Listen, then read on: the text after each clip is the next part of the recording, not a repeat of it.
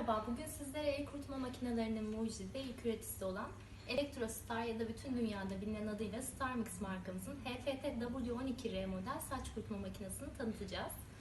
Modelimizde aç kapı düğmeli duvar destek ünitesi ve tıraş makinesi prizi bulunmaktadır. Düğmeye basınca çalışır, bırakınca durur. 3 kademeli sıcaklık ayarı, 2 kademeli üfleme hızı ve saç şekillendirici başlığı mevcuttur. 0.5 metreden 2 metreye kadar uzayan spiral kablo ve güvenlik için sıcaklık sınırlayıcısı vardır. Gücü 1200 watt olup beyaz renktedir. Starmix saç kurutma makinelerimiz Marriott, Kempinski, Mövenpick, Residor gibi uluslararası zincir otellerin standartlarında yer almakta ve bu oteller tarafından beğeniyle kullanılmaktadır.